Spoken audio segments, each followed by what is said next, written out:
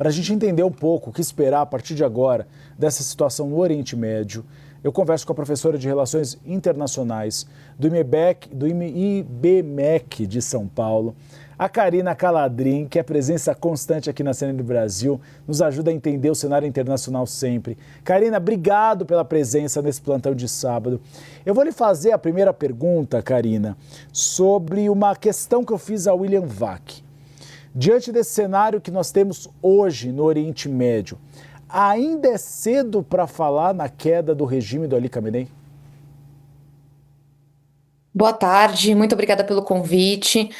Bem, ainda é cedo porque, né, essa é a grande questão, né? Eu vejo esse conflito atual, né, então essa nova incursão no Oriente Médio, mais como uma tentativa, novamente, não a primeira vez, de uma queda do regime do que outro tipo de disputa.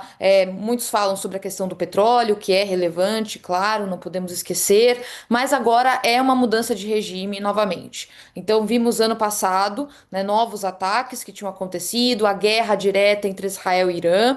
Então, novamente, agora vemos uma tentativa de que o governo iraniano, então o regime do Ayatollah, seja, né, então, né, destronado, podemos dizer assim, para dar lugar a um novo regime. Vimos agora as manifestações no Irã, no final do ano passado, início desse ano, que deram então uma legitimidade a essa tentativa americana, porém ela ainda é ilegal perante o direito internacional. Então, os Estados Unidos e Israel não poderiam ter feito isso, independente, né, do apoio popular iraniano e é claro, da perda de popularidade do regime do Ayatollah. Mas ainda é cedo porque o regime ele é muito resiliente, né? Então ele tem estado aí há décadas no poder desde 79, desde a Revolução Iraniana, e tem se mostrado, né, sempre muito habilidoso, apesar das crises políticas e regionais, em se manter no poder. Então não se sabe a localização,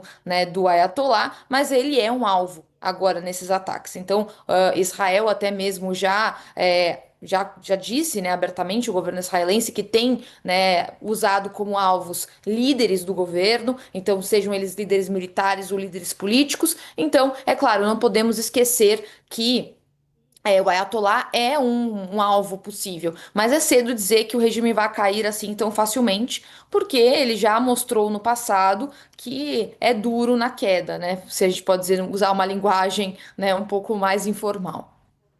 Pode, porque realmente é muito difícil. É um regime que tem uma polícia de repressão. A gente viu dezenas de mortos nos últimos protestos e que tem apoio também de outras comunidades internacionais. A Rússia é um exemplo, a China com apoio indireto pelo controle da população iraniana. Então, de fato, é muito difícil essa queda. Caso ela aconteça, a senhora acredita que o Reza Pahlavi tem poder para assumir o governo? Ou a popularidade dele é mais para a comunidade internacional do que para a sociedade iraniana de hoje?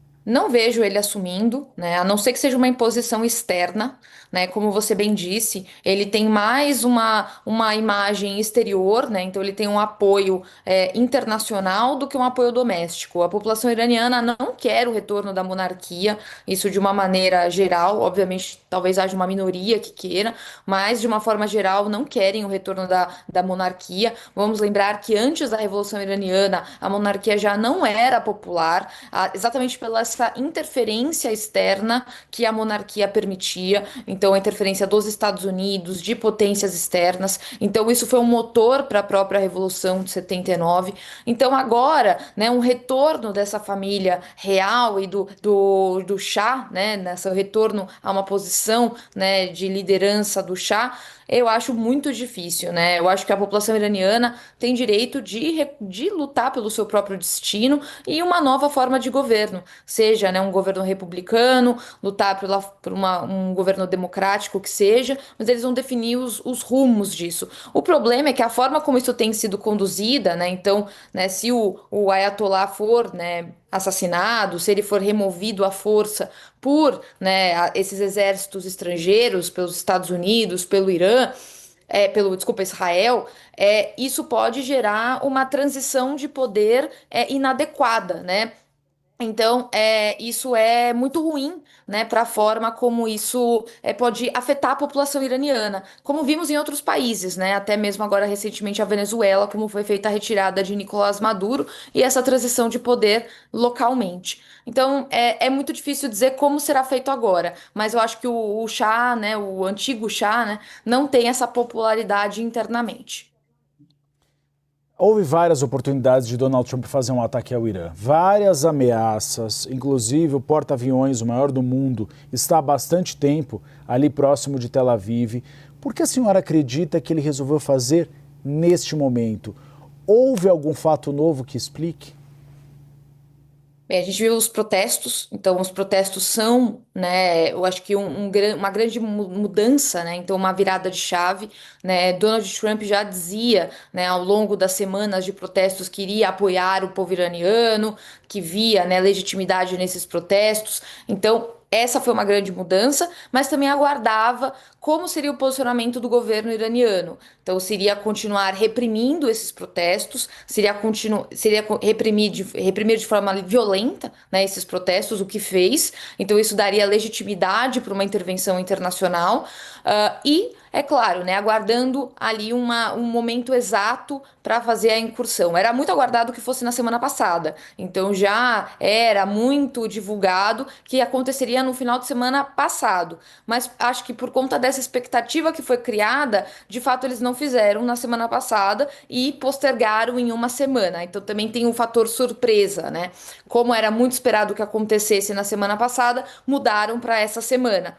Mas acredito que os protestos e esse desgaste que o regime sofreu por conta deles, né? É claro, e considerando os conflitos do ano passado, então a guerra com Israel e a perda, né, de poderio militar no ano passado, também contribuíram para uma soma de fatores que o regime estaria enfraquecido. Então, eu acho que é essa soma que esse momento foi escolhido, mas um novo fator além disso não ocorreu. Eu acho que é essa soma de enfraquecimento militar, enfraquecimento da popularidade do regime por conta dos protestos domésticos e, é claro, esse fator surpresa, como todo mundo aguardava que fosse na semana passada, então postergaram em uma semana, né, esse ataque agora neste final de semana. Professora, daqui a 4 horas a gente vai ter uma reunião extraordinária do Conselho de Segurança da ONU, que foi convocada pela França. A gente sabe que os organismos multilaterais passam por uma crise sem precedentes. O Conselho de Segurança da ONU é um exemplo, porque nós temos nações adversárias que têm apoios de outras nações desenvolvidas e aí um veto acaba com qualquer tipo de acordo. A senhora acredita que há a possibilidade de haver algum tipo de resolução, algum tipo de posição contra esse conflito, ou a favor desse conflito, ou mais uma vez o Conselho de Segurança da ONU vai demonstrar para o mundo que ele precisa de uma reforma urgente? Eu não vejo a possibilidade agora, exatamente por conta dos Estados Unidos terem poder de veto, e eles vetariam qualquer resolução que fosse contra a própria posição que eles têm tomado no sistema internacional. Então, por isso que vemos essa crise do multilateralismo, né? A crise das instituições que surgiram no pós-Segunda Guerra Mundial.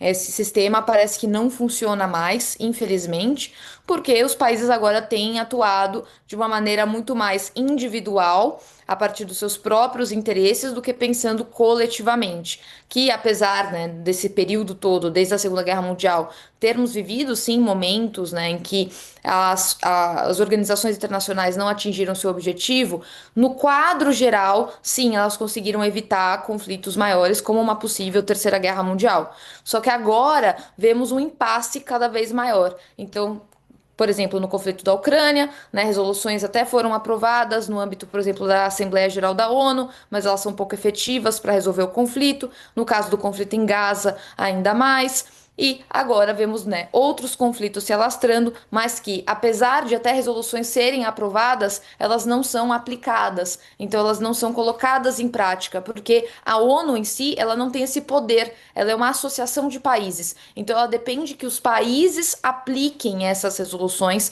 e apliquem, né, sejam sanções, sejam, né, medidas para resolver esses conflitos. Se não é do interesse dos países, a ONU em si ela não tem esse poder. Ela não foi criada com esses mecanismos, porque ela não é um governo mundial. Então, a crítica à ONU, ela não, eu acho que ela é importante no sentido de uma reforma da instituição, mas ela não deve ser direcionada apenas à ONU, mas sim aos países que compõem e o interesse que esses países têm. Se é um interesse somente, né, nos seus próprios, né, interesses, ou se é um interesse coletivo, né, de manter a paz internacional, né, manter um sistema de harmonia, que é o que foi pensado lá em 1945, quando a ONU foi criada.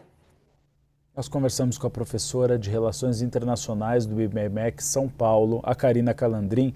Obrigado, professora, por abrir espaço no seu sábado para participar dessa cobertura especial da CNN Brasil. Espaço sempre aberto para a senhora.